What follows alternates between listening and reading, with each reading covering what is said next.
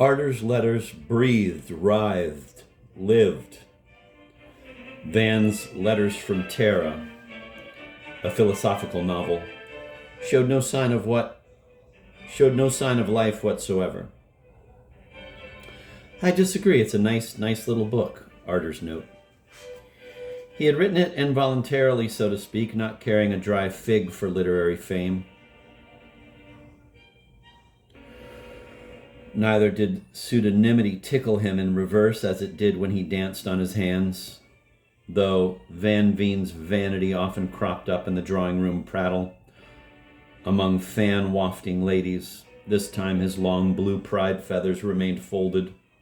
What, then, moved him to contrive a romance around a subject that had been worried to extinction in all kinds of star rats and space aces? We, whoever we are, might define the compulsion as a pleasurable urge to express through verbal imagery a compendium of certain inexplicably correlated vagaries observed by him in mental patients, on and off since his first year at Chos. Van had a passion for the insane as some have for arachnids or orchids. There were good reasons to disregard the technological details involved in delineating intercommunication between Terra the Fair and our terrible anti-Terra. His knowledge of physics, mechanicalism, and that sort of stuff had remained limited to the scratch of a prep school blackboard. He consoled himself with the thought that no censor in America or Great Britain would pass the slightest reference to magnetic gewgaws. Quietly, he borrowed what his greatest forerunners, Counterstone, for example, had imagined in the way of a manned capsule's propulsion, including the clever idea of an initial speed of a few thousand miles per hour increasing under the influence of a Counterstonian type of intermediate environment between sibling galaxies to several trillions of light years per second before dwindling harmlessly to a parachute's indolent descent.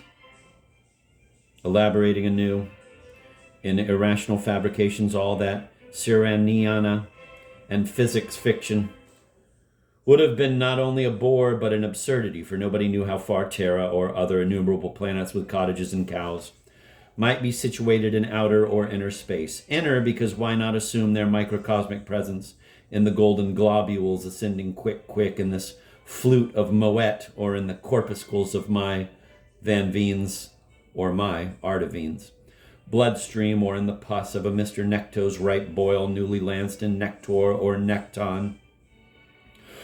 Moreover, although reference works existed on library shelves in available and redundant profusion, no direct access could be obtained to the banned or burned books of the three cosmologists, Sertigny, Yates, and Zotov, pen names, who had recklessly started the whole business half a century earlier, causing and endorsing panic, demency, and execrable Romanchiks. All three scientists had vanished now.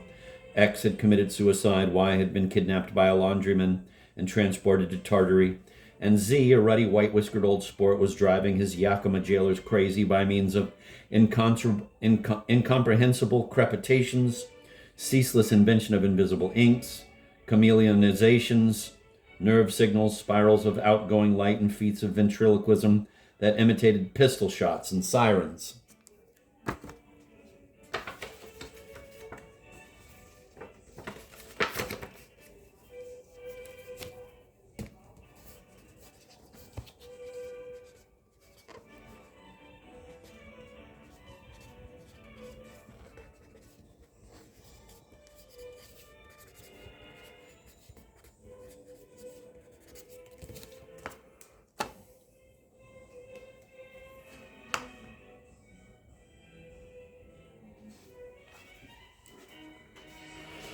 Poor Van, in his struggle to keep the writer of the letters from Terra strictly separate from the image of Arter, he gilt and carmined Teresa until she became a paragon of banality.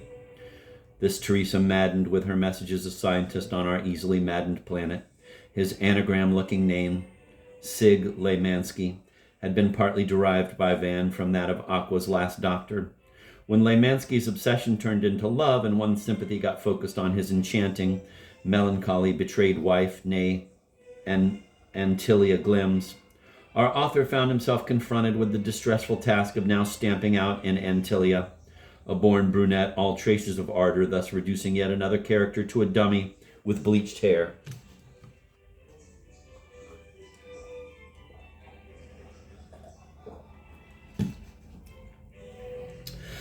After beaming to Sig a dozen communications from her planet, Teresa flies over to him, and he, in his laboratory, has to place her on a slide under a powerful microscope in order to make out the tiny, though otherwise perfect shape of his Minikin sweetheart, a graceful microorganism extending transparent appendages toward his huge, humid eye. Alas, the testibulus, test tube, never to be confused with testiculus, orchid, with Teresa swimming inside like a micro-mermaid, is accidentally thrown away by Professor Layman's, he had trimmed his name by that time, assistant, Flora, initially an ivory-pale, dark-haired, funest beauty, whom the author transformed just in time into a third bromidic dummy with a dun bun. Antilia later regained her husband, and Flora was weeded out. Ardor's addendum. On Terra, Teresa had been a roving reporter for an American magazine, thus giving Van the opportunity to describe the sibling planet's political aspect. This aspect gave him the least trouble, presenting as it did a mosaic of painstakingly collated notes from his own reports on the transcendental delirium of his patients. Its acoustics were poor, proper names often came out garbled. A chaotic calendar messed up the order of events, but on the whole, the colored dots did form a geomantic picture of sorts. As earlier experimentators had conjectured, our annals lagged by about half a century behind Terra's along the bridges of time, but overtook some of its underwater currents at the moment of our sorry story. The king of Terra's England, yet another George, there had been apparently at least half a dozen bearing that name before him, ruled or had just ceased to rule over an empire that was somewhat patchier, with alien blanks and blots between the British Islands and South Africa, than the solidly conglomerated one on our anti-Terra.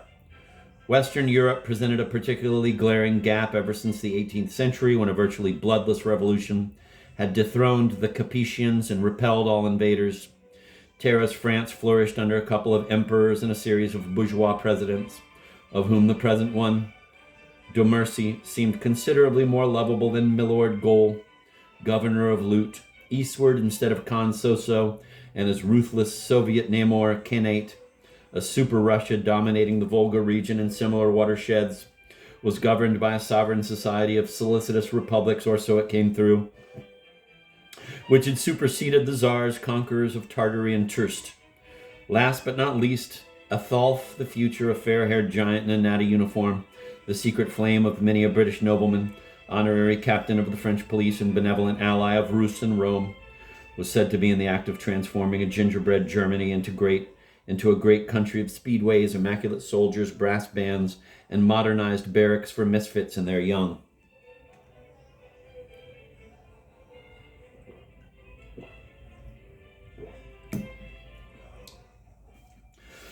No doubt much of that information gleaned by our therapists, as Van's colleagues were dubbed, came in a botched form, but the strain of sweet happiness could be always distinguished as an all-pervading note.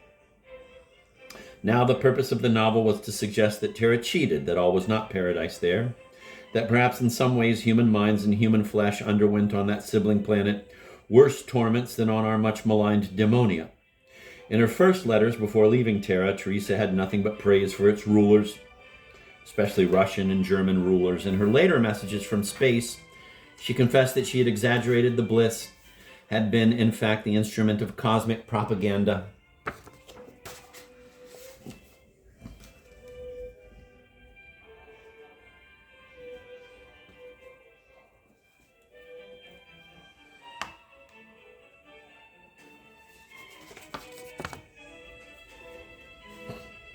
A brave thing to admit, as agents on Terra might have yanked her back or destroyed her in flight had they managed to intercept her undissembling Angelus.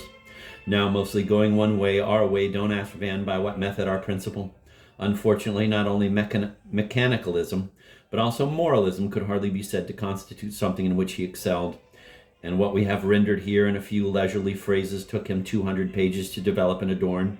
We must remember that he was only 20, that his young proud soul was in a state of grievous disarray, that he had read too much and invented too little, and that the brilliant mirages which had risen before him when he felt the first pangs of book birth on Cordula's terrace were now fading under the action of prudence, as did those wonders which medieval explorers back from Cathay were afraid to reveal to the Venetian priest or the Flemish Philistine.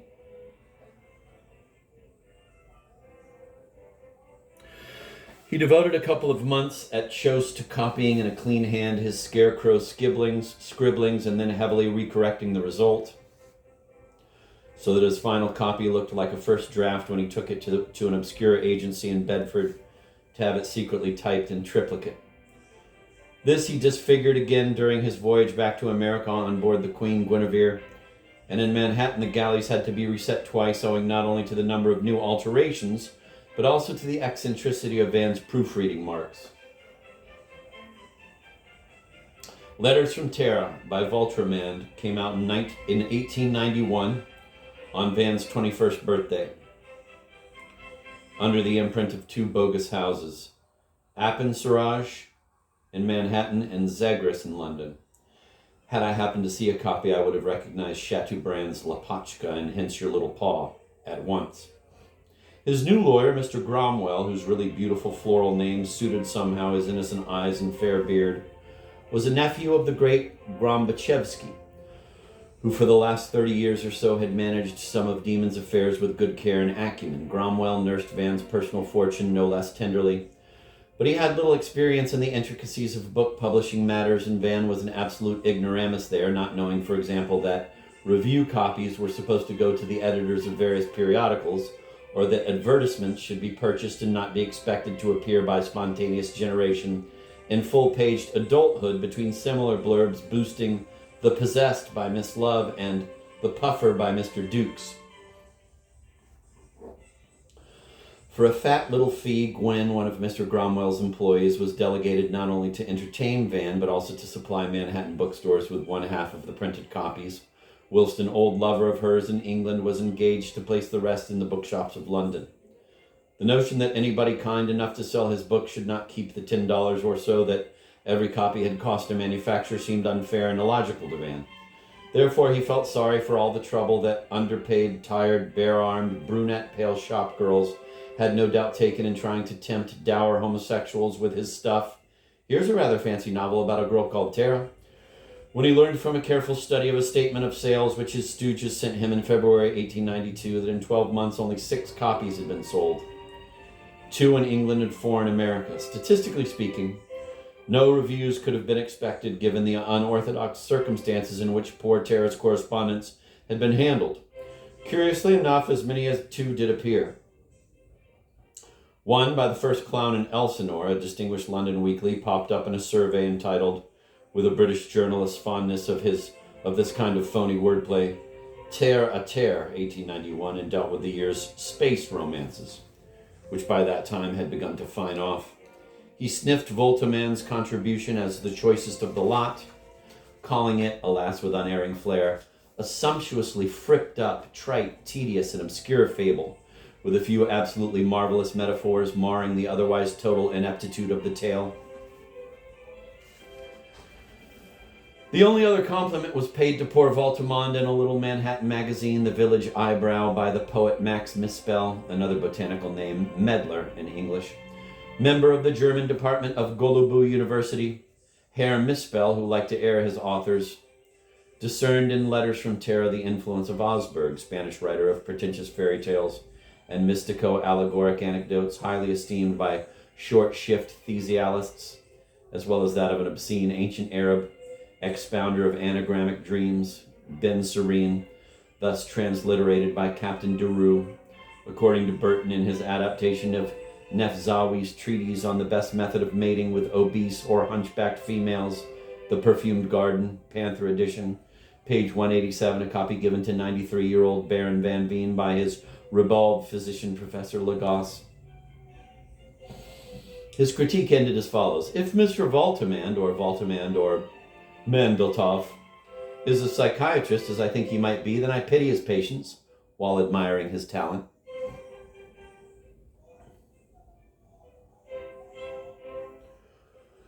Upon being cornered, Gwen, a fat little Phil de Joy, by inclination if not by profession, squealed on one of her new admirers, confessing she had begged him to write that article because she could not bear to see Van's crooked little smile at finding his beautifully bound and boxed book so badly neglected. She also swore that Max not only did not know who Voltimand really was, but had not read Van's novel. Van toyed with the idea of challenging Mr. Medlar, who he hoped would choose swords, to a duel at dawn in a secluded corner of the park whose central green he could see from the penthouse terrace where he fenced with a French coach twice a week, the only exercise save riding that he still indulged in. But to his surprise and relief, for he was a little ashamed to defend his novelette and only wished to forget it, just as another unrelated Veen might have denounced, if allowed a longer life, his pubescent dream of ideal bordels. Max Mushmula, Russian for Medlar, answered Van's tentative cartel with the warm-hearted promise of sending him his next article, The Weed Exiles the Flower, Melville and Marvell. A sense of ordiose emptiness was all Van derived from those contacts with literature. Even while writing his book, he had become painfully aware how little he knew his own planet, while attempting to piece together another one from jagged bits filched from deranged brains. He decided that after completing his medical studies at Kingston, which he found more congenial than good old Chos, he would undertake long travels in South America, Africa, India. As a boy of 15, Eric Veen's age of fluorescence, he had studied with a poet's passion the timetables of 3 great American transcontinental trains that one day he would take, not alone, now alone, from Manhattan via Mephisto, El Paso, Mexicansk, and the Panama Channel. The dark red New World Express reached Brasilia and Witch, or Vidma, founded by a Russian admiral. There it split into 2 parts, the eastern one continuing to Grant's Horn, and the western returning north through Valparaiso and Bogota.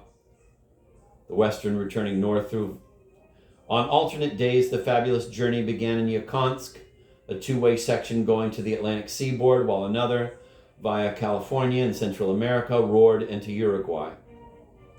The dark blue African Express began in London and reached the Cape by 3 different routes through Nigeria, Rhodesia, or Ethiopia. Finally, the brown Orient Express joined London to Ceylon and Sydney via Turkey and several channels. It is not clear when you are falling asleep why all continents except you begin with an A.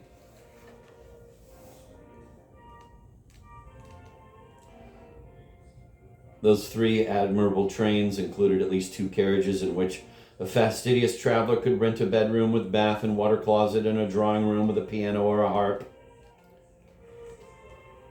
The length of the journey varied according to Van's predormient mood. When at Eric's age he imagined the landscapes unfolding all along his too comfortable fauteuil, through rainforests and mountain canyons and other fascinating places, name them, can't, falling asleep.